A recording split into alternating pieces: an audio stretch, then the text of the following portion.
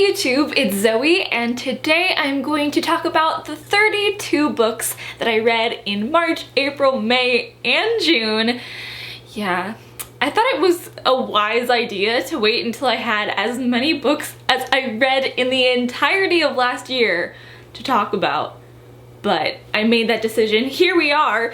Let's get started. The first book I read in March was China Rich Girlfriend by Kevin Kwan, the sequel to Crazy Rich Asians, which I read last year. I also saw the movie, and I will never stop talking about the movie adaptation because I love it so much. This book, though, took 3 tries to actually get through. I picked it up a few times, wasn't feeling it, wasn't really in the mood, but finally I made my way through it. I gave it 3 out of 5 stars. I'm not going to give any spoilers, but this has a very different vibe and plot to the first book, which is more of a family drama, Gossip Girl romance book. This, though, is a mystery in a way. There are so many more point of views and storylines added, which is my first complaint, that Rachel and Nick didn't really seem like they were the main characters of their own story. I came here for Nick and Rachel and Astrid and Nick's mom, and that was only part of the story. I don't care about anybody else. The pacing of the story was also kind of odd. The first 3/4 of the book were kind of like Crazy Rich Asians, where there were a bunch of shopping sprees. I mean, that got really old very quickly. I know it's supposed to be a satire, and all of the extravagant displays of wealth are supposed to be overbearing, but I was honestly bored with how many times I went shopping. I started skimming through that because I don't know what fancy things are. But then the last 100 pages was a whirlwind. So much happened. It was so rushed, but it was much more entertaining than the first 3/4. I will be picking up the 3rd book in the future. I actually already purchased it while I was reading this book, but I'm not rushing to get to it. Next, I read My Brother's Husband by Gengoroh Tagame, which I borrowed from the library. I gave 4 out of 5 stars. This takes place in Japan and follows a man named Yaechi who works from home in order to take care of his daughter named Kana. He had a twin brother named Ryoji who came out as gay right before he moved to Canada, and Yaechi was not supportive. Then when Ryoji was in Canada, he fell in love with a man named Mike Flanagan. They got married. Aw, I love Mike so much. But after Ryoji unfortunately passes away, Mike wants to get to know his family and his culture more, so he travels to Japan, gets to know Yaechi and Kana. This shows how Japanese culture has a way to go in the acceptance of gay people, and I assume the rest of the LGBTQ+ community. This was such a heartwarming manga. I immediately connected with all of the characters, especially Mike and Kana. They were a dynamic duo. I loved them so much. I also loved how the easing tension between Yaechi and Mike was very organic when Yaechi was trying to get past his homophobic beliefs. Seeing how Kana, how such a young person could be so without prejudice when getting to know her uncle really helps him grow. There is a 2nd volume. I got it from the library, but I didn't read it in time, so I had to return it, but I will be getting it again in the future because I really want to read it. I then read another library book, How to Train Your Dragon by Cressida Cowell. I gave this 4 out of 5 stars. You know, part of the reason I gave it such a high rating, it was a really enjoyable book, but I probably would have rated it a little bit lower if it weren't for the fact that David Tennant, the doctor himself, the man of my dreams. No, I'm kidding. But he narrated the audiobook with his Scottish accent. He was so enthusiastic narrating it, and it made me excited to read it. He also has a really nice voice. That's all I'm gonna say. I saw the movie adaptation a couple of years ago when it was in theaters, and I didn't know until recently that it was based on a book. It's pretty different from the movie. It's still set in the world of Vikings and dragons, and we have an underdog main character named Hiccup. Changes the Vikings' relationships with the dragons, but that's kind of where the similarities end. This is much more self-aware than I was expecting, bordering on parody of the underdog to hero story, especially because the Viking society is so hyper-masculine. The dragons are also much brattier than I was expecting, especially Toothless. My boy Toothless was rude. So I had to take a moment to adjust to the story, but once I stopped comparing it to the movie, I really enjoyed myself. There are pages dedicated to each dragon species with details about how dangerous they are and other special skills they have. It had a similar vibe to the first Harry Potter book in how imaginative and playful and detailed it was, so I definitely recommend if you have kids or if you are just interested in reading the book, or if you just really like David Tennant, check this book out. It was fun. I don't think I'm going to continue on with the series because I got everything that I wanted out of the story. Then I read Evidence of the Affair by Taylor Jenkins Reid. I gave it 5 out of 5 stars. It is a novella set in the 1970s about this woman named Carrie who realizes that her husband is cheating on her and reaches out to the husband of the woman who her husband is cheating with. Did that sentence make sense? I hope it did. So this is written all in letters from Carrie to David, and I am a sucker for books written in alternative formats like letters, emails, journal entries, all of that. I think it worked perfectly for the story, especially because it's shorter. I had a full character arc. I had character development. I cried my eyes out at the end. It had twists and turns for a novella. Only Taylor Jenkins Reid could do that. Well, probably some other people, but she did it very well. I am so excited to talk about this next book with you all because it was one of my favorites of the entire year so far. Obviously, it gave it 5 out of 5 stars. It is Howl's Moving Castle by Diana Wynne Jones. Oh my gosh! A surprise! I grew up watching the Studio Ghibli film. It's my second favorite after Kiki's Delivery Service because that one has so much sentimental value. But like How to Train Your Dragon, I didn't know that this was based on a book until semi-recently, and I had to read it. It was such a different experience reading it because there was so much more detail, obviously because it is a book. It can be however long it needs to be, unlike a movie which needs to be under 2 hours. This had Howl's backstory, where he came from, how he got his powers, all of that. Also, Sophie has a whole family we didn't really know about, and they have their own stuff going on. I love Howl and Sophie with my entire heart, even more now that I know their backstories. Howl is a vain drama queen. Sophie is a hardworking lady who isn't even phased when she's turned into a grandmother. We get new characters and plot points which kept me guessing even though I've seen the movie so many times. This is an A+ book and the movie is an A+ movie. I know there are more books in this series, but they don't focus on Howl and Sophie. They focus on other characters in other lands. I think that Howl and Sophie make cameos in those, but I just want another full-length novel of them bickering. They don't even have to do anything. They can just be making toast for 200 pages and I would gladly read it. Oh boy. The next book I have to share is another one of my favorites of the entire year. It is Daisy Jones and the Six by none other than Taylor Jenkins Reid, my queen. You're probably so tired of hearing about this book on BookTube. This was our first bookmarked book of the month and I couldn't imagine having a better book to kick us off. I loved reading this with Hannah and Haley. We had a really nice discussion in our live show. The first half is spoiler free, but then the second half we get very much into spoilers and discussions. It was a lot of fun. I will include that live show up above, but gave it 5 out of 5 stars. So this book is told in a series of interviews with members of the popular 70s rock band Daisy Jones and the Six and their close friends and family members. It follows the rise of the band, how they got their start and started making music together, and then how and why they suddenly split up at the height of their fame, which no one has talked about before. People have speculated, but here is the truth. Personally, The Seven Husbands of Evelyn Hugo is still my favorite Taylor Jenkins Reid book. I just connect with it more because it is a traditional format book. I was able to better connect with the story. The interview style, it is really interesting because you get to see how everybody is obviously biased when it comes to what they see and what they believe. And so, like it says on the first page, the truth often lies unclaimed in the middle.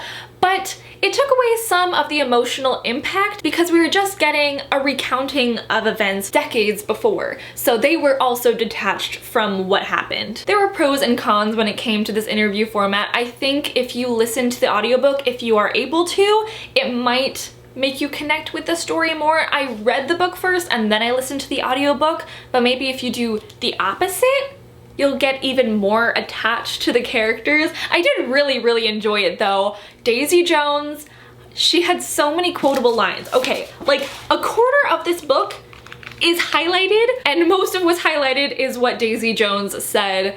Her quotes spoke to me on a spiritual level. Each character seemed fully fleshed out, flaws and all. They were all very flawed individuals. The relationships between every character, especially Daisy, Camila, and Billy, were so nuanced and complex. I've never read a relationship like that relationship before. Reese Witherspoon is going to be adapting this, I believe, into a miniseries, and I think that I will enjoy the miniseries even more than the book, possibly. I don't know. I don't know why I made that statement. It's gonna bite me in the butt, I know it is. I'm just very optimistic about it. I think probably because we'll actually be able to hear the songs. We get a lot of the lyrics of the songs in here, but I need to hear them performed. I need to feel the angst. Despite my criticism, I loved it. It was life-changing, and that's why I gave it 5 out of 5 stars. It's not perfect, but it's perfect. Then the first nonfiction book I read this year was The Library Book by Susan Orlean. I gave it 5 out of 5 stars. I actually also got it as a library book because I felt like it was so appropriate. This book caught me so off guard. I was not expecting to be changed by a nonfiction book and be so invested in what was happening. Highly recommend. Please check it out. So this is an investigation into the mysterious and disastrous 1986 fire at the Los Angeles Public Library, which burned more than 7 hours. I think it got over 2,000 degrees Fahrenheit, and it destroyed or damaged more than 1 million books. But this investigation is just part of the book. It weaves in between the history of libraries, focusing on the Los Angeles Public Library system, but you get to see what librarians have done, what their duties have been throughout the years, how the function of libraries have changed over the years. Nowadays, they are kind of communal spaces where a lot of homeless population can get services. It talks about how libraries affect our lives and why we should support them, and I'm making it sound really boring, but it was so interesting. I absolutely love libraries, always have, always will, but this actually made me consider one day becoming a librarian. Well, I don't know if it's gonna happen. If you're a book lover, which I'm guessing you are because you're watching this right now, or you like true crime or history, I highly recommend this. I did not think that a nonfiction book would speak to me this much, or that I would still be thinking about it months after I read it. Wow. And then, honestly, I forgot that I read this book until I put together this wrap up, but I read In an Absent Dream by Seanan McGuire, the 4th book in the Wayward Children series. Actually, it is a prequel though. It follows the character named Lundy. I gave this 3 out of 5 stars. It was mostly just forgettable.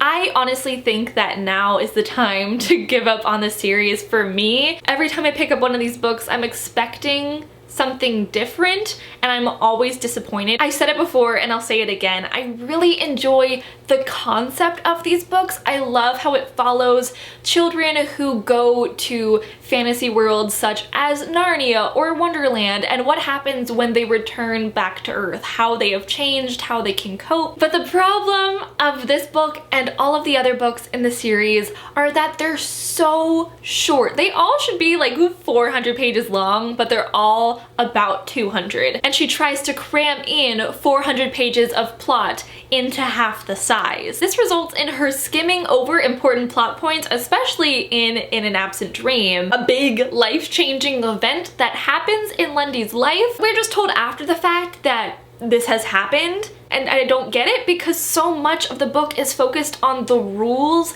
of this world. So we get a lot of talking, a lot of theorizing and learning about rules, but then once there's actual action happening, we're just told about it after the fact.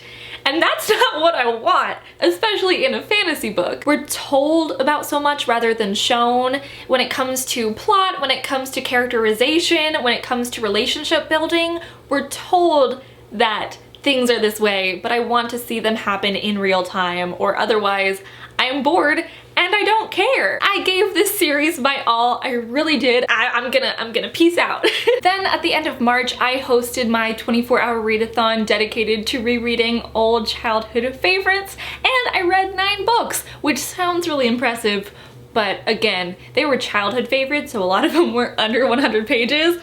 At least I could mark them as read on Goodreads, so it made me feel good about myself. I'm not going to go too into depth about each book because I talked about all of them during my 24-hour readathon vlog, so if you want to watch that, I will link that up above. I don't know which side it is. But the first one that I read, the longest book that I read, was Twilight by Stephenie Meyer. I gave it 3 out of 5 stars.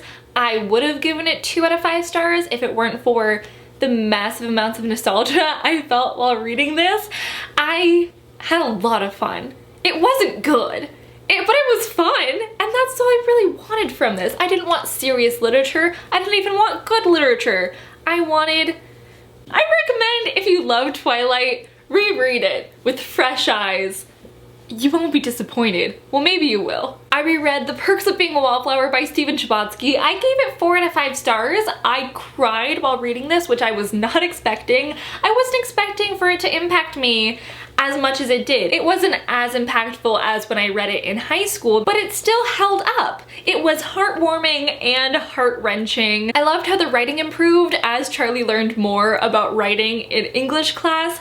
I loved how all of the characters were pretty fleshed out for it being from Charlie's perspective. He's writing letters to the reader. I'm really happy that I reread this because it was one of the first books that I ever read with mental health representation. Next was Artemis Fowl by Eoin Colfer. I gave it 4 out of 5 stars. Again, with a lot of the books that I reread for this readathon, I was pleasantly surprised. I thought that this was actually going to be a disaster. I thought that I would completely hate all of my old childhood favorites, but young Zoe could be trusted, everybody. This is about a 12-year-old criminal mastermind named Artemis Fowl who learns about the secret underground world of fairies and then casually kidnaps and holds a fairy for ransom in exchange for gold to restore his family's fortune.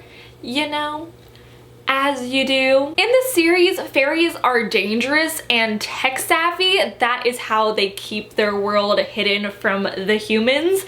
It's also much more political than I was expecting. There's a lot of talk about environmentalism and how humans are destroying the planet. This book does not talk down to the reader, and I think that's why it was so much fun to read it as an adult, because I felt like there were jokes and little tidbits for all ages. Artemis is also an anti-hero. You understand his intentions, but you know, he's kidnapping and holding people for ransom, so you don't really support him. It's a refreshing book. It's so much fun, and I have all of the rest of the books because the publisher kindly sent them to me, so I'm gonna continue rereading this series. Then I reread The Beloved Dearly by Doug Cooney, which is another book about intelligent kids. I remember this book so vividly from early elementary school. For some reason, I gave this 4 out of 5 stars. It was an enjoyable story. It definitely is quite dated. This is about a group of entrepreneurial kids who start a pet funeral business. They act way beyond their years. They say things like, I'm gonna get an ulcer from this, and oh, it's my habit. Eating candy. I don't remember the specifics. I reread Junie B. Jones is Almost a Flower Girl by Barbara Park. I gave it 3 out of 5 stars. It was okay. It was short, cute, and Junie B. Jones is still a hilarious 5-year-old brat. That's all I have to say.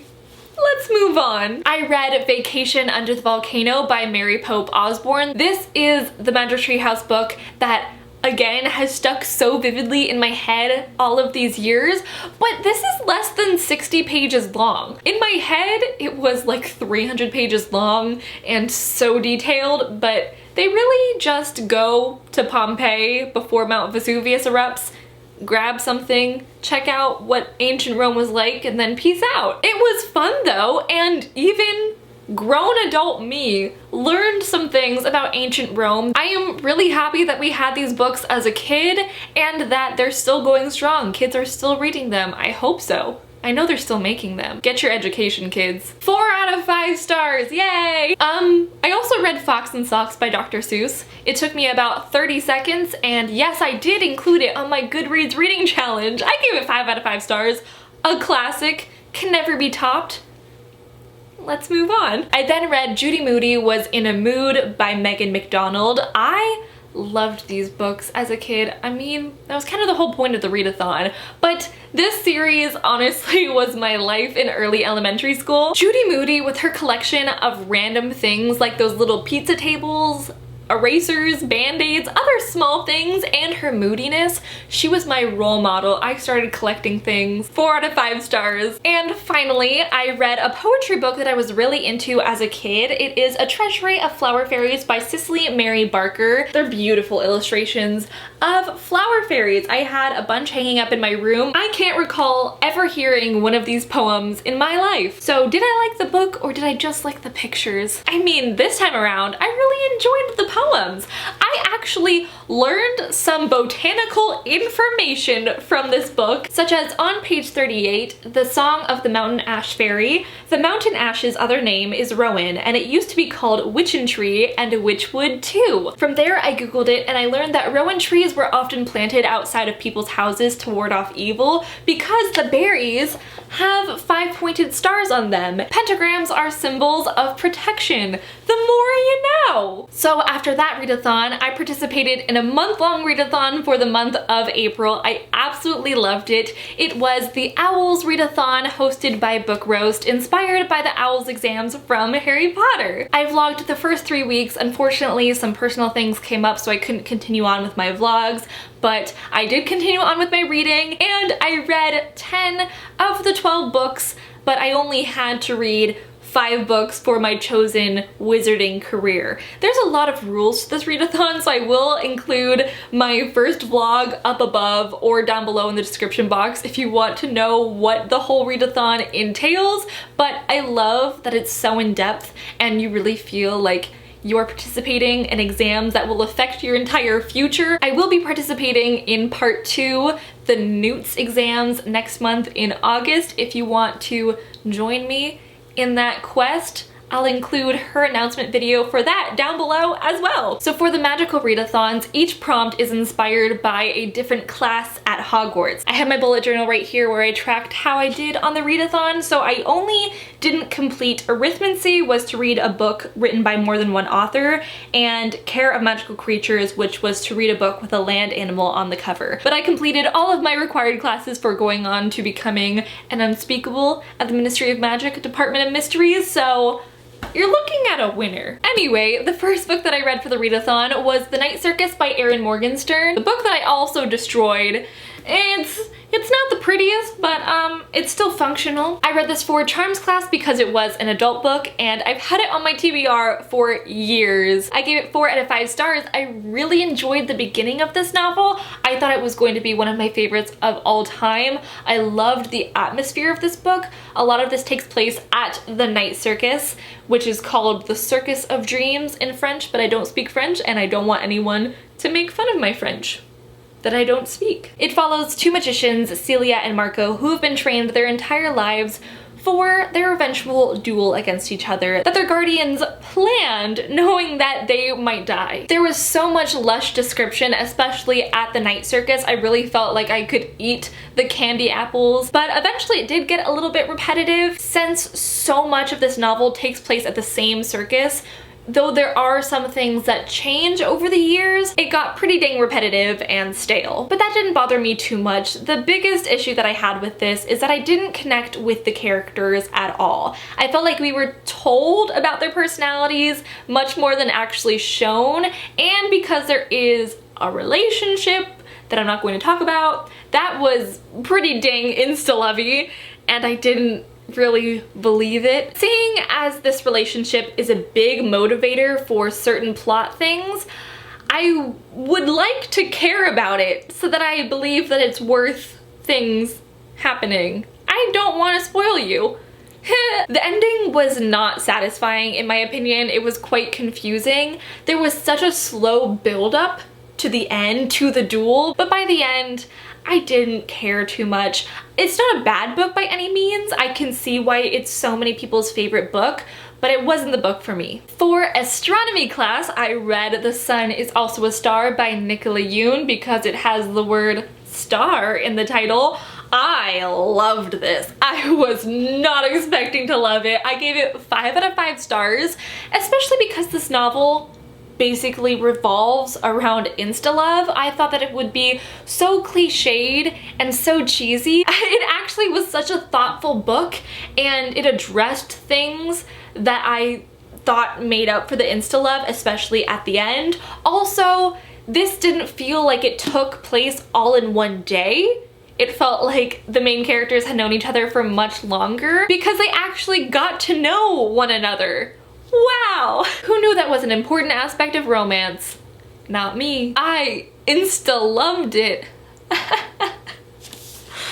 So this follows 2 teens, Natasha and Daniel, who fall in love the day before Natasha's family is going to be deported to Jamaica. We get both of their perspectives, Natasha going around desperately to immigration lawyers, and Daniel really thinking about his family's expectations and his Ivy League bound future. But my favorite part was that we actually get brief flashes of the perspectives of almost everybody that these 2 main characters meet during their one day together around New York City. So we get like security guards that they meet and lawyers that they meet, their family members. We get everyone's backstory, and it really shows how you aren't the only person on the planet. Everyone has their own thing going on, and it'll explain why they act the way that they do, but also your actions do have consequences on other people.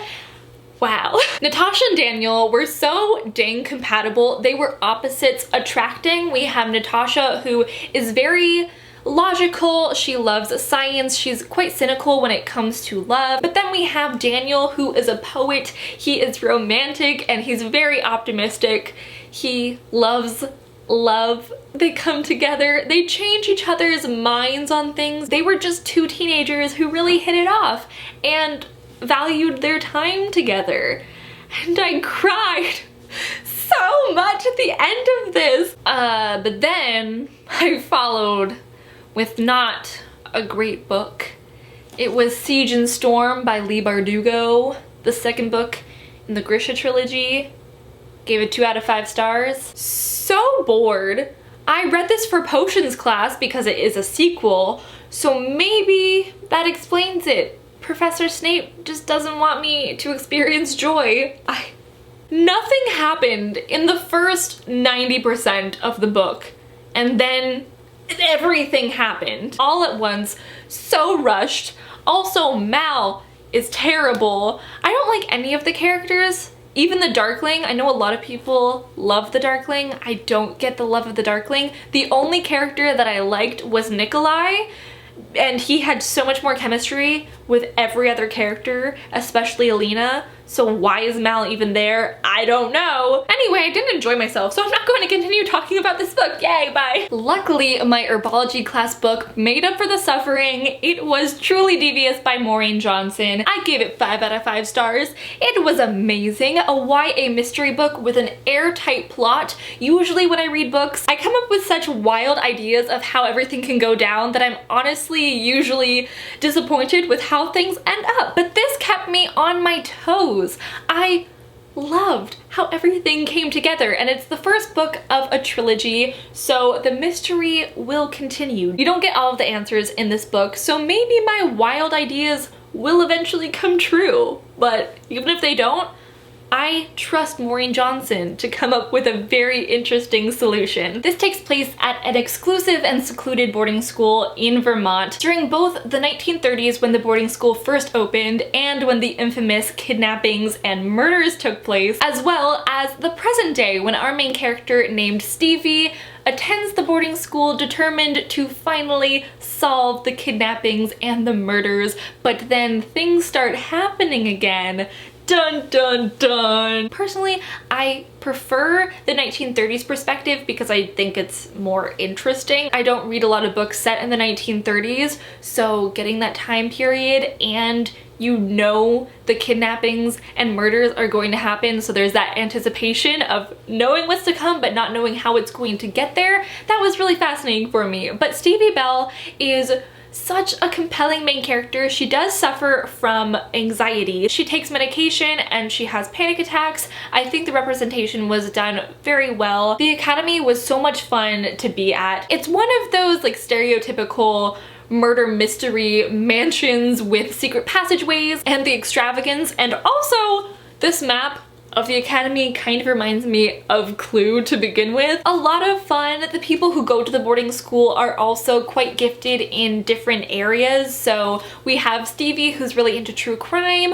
We have some filmmakers, some engineers. Please check this out. Also, please check out the sequel, The Vanishing Stair by Maureen Johnson. I read this one for Transfiguration. I gave this 4 out of 5 stars. I didn't like it as much as the first book, but also it is a sequel, so we are finishing off some of the plot points from the first book while also developing new mysteries to be solved in the third. But I have heard from most people that they prefer The Vanishing Stair over Truly Devious. All in all, successful sequel. I'm not sure how to talk about this because it is a mystery, but I did foresee the big reveal. But there are still things that I have not guessed yet. My outlandish theories are coming true, so Maureen Johnson and I share a brain. Wow, a great review.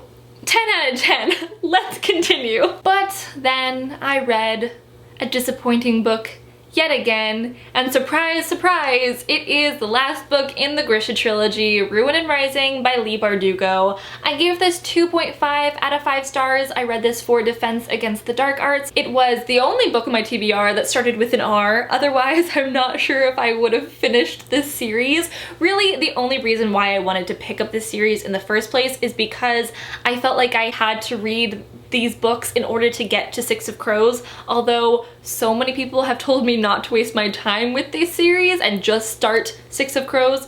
I didn't listen to them, and look who's the fool now. I definitely would have enjoyed this series much more if I read them when they came out, because I know that this was kind of a trailblazer series in YA fantasy. I think when it came out, it was doing a lot of original things, but I think so many books have copied the formula that Leigh Bardugo set out because it was so successful, so I feel like I've read this story before. Also, the characters besides Nikolai aren't that compelling, and the ending was not satisfying in my opinion. I didn't really care anyway. I can read Six of Crows now. Yay! Maybe I should listen to people more. Maybe that's the moral of the story. Then for Muggle Studies, I had to read a contemporary book, so I picked up On the Come Up by Angie Thomas. I gave it 4 out of 5 stars. I read this book so quickly. Her writing is so addictive and so immersive. I immediately felt connected with Bree and her friends and family. This follows our main character named Bree, who is an aspiring rapper. I don't follow rap music much, but I have a newfound appreciation of it now that I've read this book. You could see her thought process of writing her raps, testing out rhymes, getting inspired by her surroundings.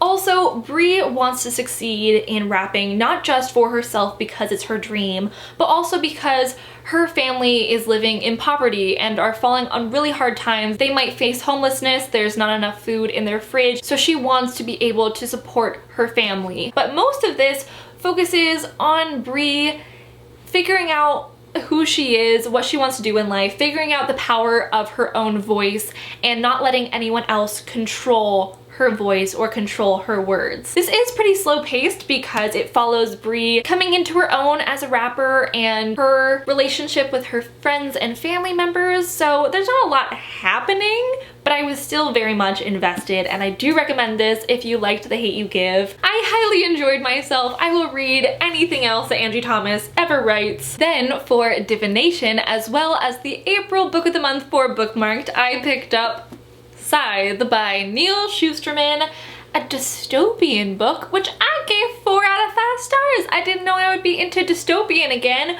but this is such an original dystopian story. I expected like a Divergent era dystopian where it's all like, the government is evil, take him down, blah, blah, blah. But this is not that. It is set in a world where humans have conquered death. There is no more hunger, no more war, no more disease. People cannot be murdered, people cannot commit suicide. If they do, they will just be resurrected. You can actually reset your age. So we have grandmothers who are resetting their age to like 20 years old, going, finding a new husband, and popping out even more kids that are younger than their grandkids. You can seemingly live forever until the appointed and trained killers of the world, the Scythes, decide it is your time to die because of population control. Citra and Rowan are two teenagers who are chosen to apprentice a scythe and learn the art of killing,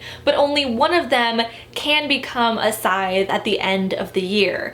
Neither of them wants to kill people, neither of them wants to be a scythe, but it's either become a scythe or die. The premise of the series is so dang thought-provoking.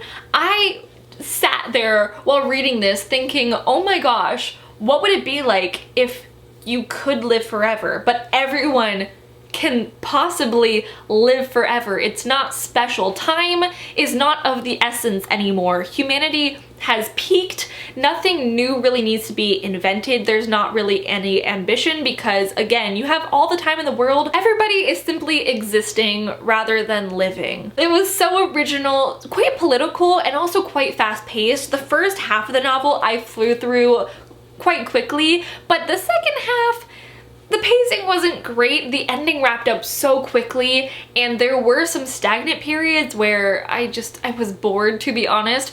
And there was a romance in here that was not necessary at all. I see why it was added, but also this could have been done just as effectively without a romance, and I would have preferred that. Next, for Ancient Runes, I had to read a retelling, so I picked up Geekerella by Ashley Poston. I was actually planning on unhauling this book a few months ago, but a lot of my friends told me that they thought that I would like it because they also really enjoyed it. So I kept it on my shelves, finally read it, didn't like it, gave it 2 out of 5 stars. This is a Cinderella retelling about a very Star Trek-like television series that is being rebooted into a blockbuster movie. It is told in 2 perspectives, the first being the perspective of our Cinderella named Elle, whose father was really into the Starfield show, so much so that he started a convention all around it. But of course he died because he's Cinderella's dad. She has some quite stereotypical evil stepsisters and an evil stepmom, all of which are blonde and preppy and vain, and the 2 stepsisters, they run a beauty channel. It was all very stereotypical, and I felt like not a lot of risks were taken,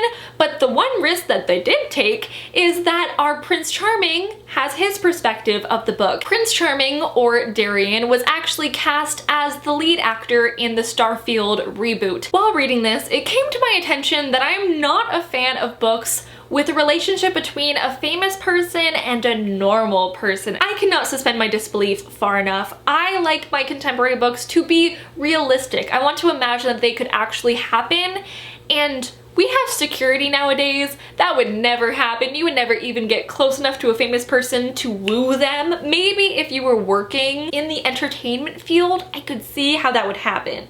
But none of these do that. All of them are like, oh, I'm just a normal person who isn't into all of this famous person things. I'm so relatable. And then the celebrity's like, oh, I hate being famous so much. I just want a normal girl. And then they like start making out. I don't like that. Also, I'm about 50-50 when it comes to books about fandom. I like ones that really examine fandom culture, but also the main characters' lives are not completely devoted to what they're a fan of. I want them to have lives outside of the fandom. I also want it to be emotional. I want to cry and I want to think. That's the Zoe way. So as you can tell, this was not the book for me. It was a very predictable Cinderella retelling. I like how it was packaged sometimes, how part of it was taking place at a convention. If you're looking for a cute, simple retelling that will take your mind off of something for a couple of hours, pick this up. I know the majority of people really enjoyed this book. A Cinderella Story is the only Cinderella retelling for me.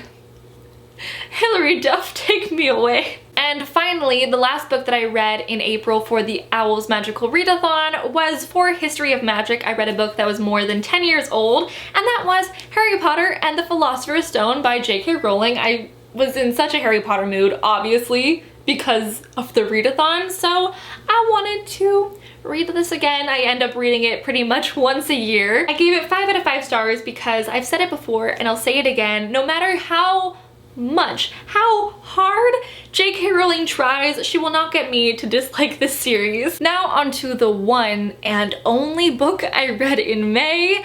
Big yikes, and it was a graphic memoir, so it wasn't even a proper full book. That was Persepolis 2, The Story of a Return by Marjane Satrapi. I gave it 4 out of 5 stars. Part 1 of her graphic memoir was about her growing up in Iran during the Islamic Revolution and then having to flee to Vienna at the end to continue on her education. Part 2 picks up right where Part 1 left off. She's in Vienna, struggling through her teenage years, away from home and her family, her culture, everything that she knows. She is struggling to figure out who she is. She then returns to Iran for university, having to get reacquainted with her home country after it's been changed by war and after she's changed as well.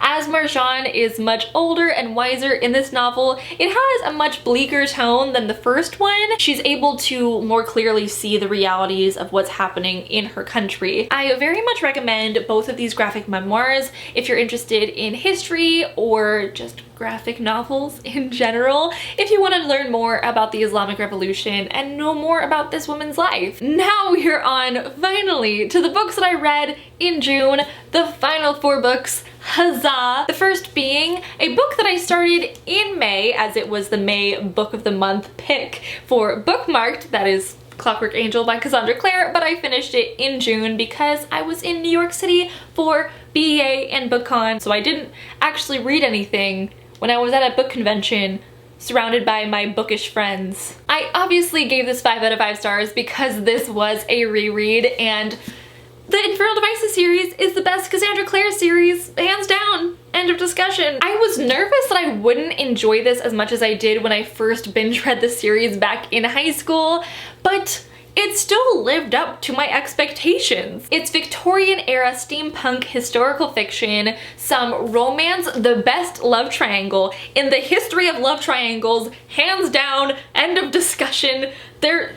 Show me a better love triangle, please, actually. I would love. And then we have some paranormal butt kicking for good measure. What more can you want? We have Tessa, who is my favorite shadow hunter main character of all of the books. We have Will, who is a snarky butt face, but I still love him. We also have Jem, the soft boy we all deserve. If you have not read The Pleasure and the Pain that is Clockwork Princess, you are doing yourself a disservice, and I really think you should read this series because it's still good, in my opinion. Then I read When Dimple Met Rishi by Sundhya Menon, another book that was on my TBR for years, and that I finally got around to reading. I'm doing a pretty good job with finally getting around to books. I gave it 3 out of 5 stars. It was a cute contemporary, but I think the massive amounts of hype surrounding it gave me inflated expectations despite my best efforts. I think that's why I waited so long to read it. That's why I wait so long to read hyped books in general, is because I want to go in with no expectations. I want to think the hype has passed so I can more accurately review it, but I still came in with expectations. This follows 2 teenagers, Dimple Shah and Rishi Patel, whose parents have set them up in a suggested arrangement and sent both of them to a coding summer camp in order for them to get to know each other. Rishi is all on board for an arranged marriage. He really believes in tradition and in fulfilling his parents' expectations, whereas Dimple is much more cynical when it comes to romance. She wants to focus more on her career and really achieving her dreams before settling down. The plot left something to be desired though. I really enjoyed their differing perspectives on love and their Indian heritage, but the actual plot of what occurred in the novel, it took place at a coding summer camp, and our main character Dimple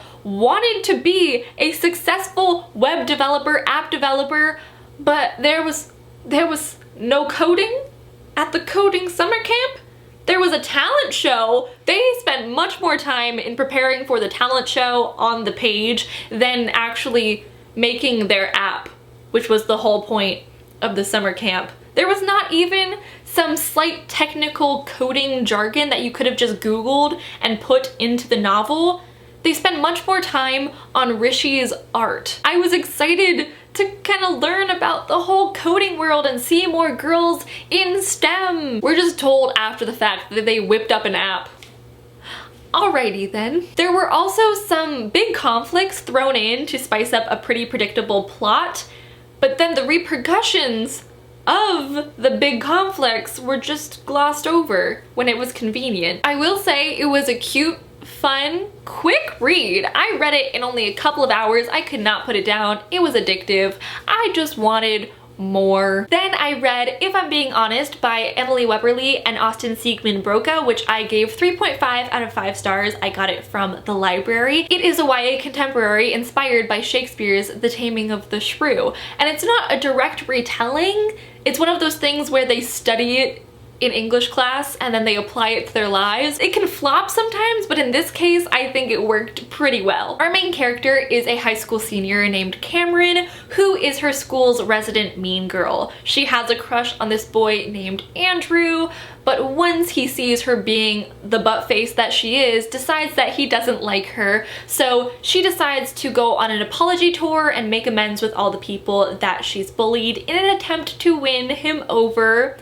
And she makes friends and changes on the way. The funny thing is, this book is not about coding, but this book had 20 times more coding in it than When Dimple Met Rishi, because she does take a coding class and someone else is making a video game. I finally got the coding that I wanted, just in a different book. Like a few of the other books that I've talked about today, this book had a really strong start, but eventually it got repetitive when Cameron was being mean, and then she was being nice again so that people would like her, but then she was being mean again, then she was being nice, and it was just on and on. It was hard to tell if she'd actually changed, because deep down from the beginning you would tell that she was genuinely a nice person and she just had things going on at home that caused her to lash out. Then when she's going on the apology tour, some people say that she's changed too much, other people says that she's changed too little. She seemed like the same person,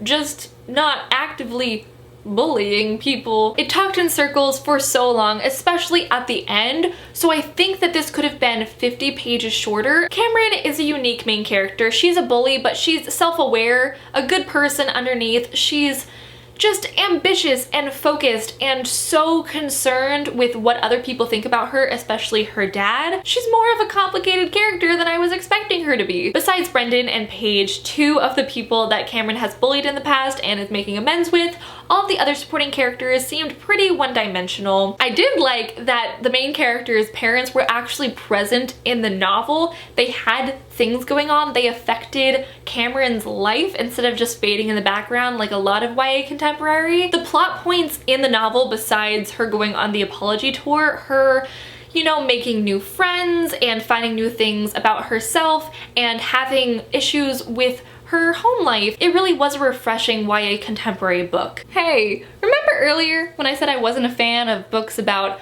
a famous person and a non-famous person coming together? Well, I read another book about a famous person and a non-famous person coming together, and I didn't like it either. I gave it 2 out of 5 stars.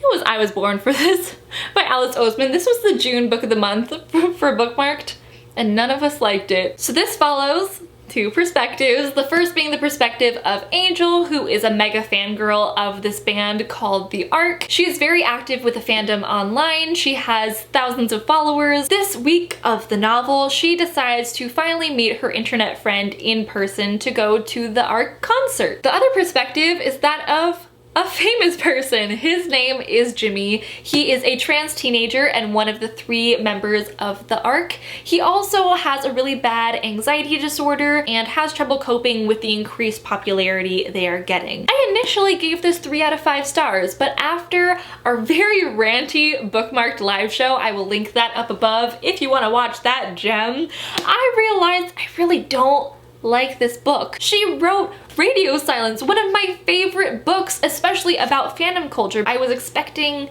that Alice Oseman would deliver again, and she didn't. It had seeds of what could have blossomed into a wonderful story. There were conversations about fandom culture and celebrity culture that were started, but not actually finished. A few characters actually expressed their opinion that all fangirls are pathetic, that they don't have lives outside of the fandom, that they don't care about themselves, they only care about the things that they are fans of. That's a really broad generalization to make. It felt like that was the stereotype that Alice Oseman was going to disprove throughout the novel. She started making the counterpoint, but then backtracked quite a few times. I'm not sure what the point of this novel was supposed to be. I can assume, but you wanna know what the nail in the coffin was? How dang coincidence heavy this book was, especially at the end. At the end, I literally was reading it with my mouth agape. The main character actually says at the end, while thinking about the events of the book, that it seems like bad fan fiction. And yep, you got it in one. It goes beyond the coincidences that would naturally occur when you have a book about a famous person and a non-famous person's worlds colliding. They went into Nonsenseville, and I think Alice Oseman is the only person who lives there. I didn't like any of the characters. I liked how diverse the representation was and how diverse the cast of characters was. I liked the anxiety representation, but I didn't like the characters. I didn't like the plot. I didn't like the conversations that weren't had. I did not have an enjoyable reading experience. It was a quick read. I recommend that you read Radio Silence by her. That's amazing. That's a 5 out of 5 star book. So those are the 32 books that I read from March to June. I am assuming that no one is here right now. Everybody has clicked off this video because it was way too long, and I agree. This was a bad decision on my part to wait this long to do another wrap-up. So from now on, I will be going back to monthly reading wrap-ups. I'll like it more because I won't have 15 hours of footage. You'll like it more because it won't take decades off of your life to watch. All in all, I think it's a great decision on my part. It's almost like I should have been doing it the whole time. Thank you for watching this feature film length video. I'll talk to you all later. Thank you for watching. Do good things, read good books, and I'll talk to you all in my next video.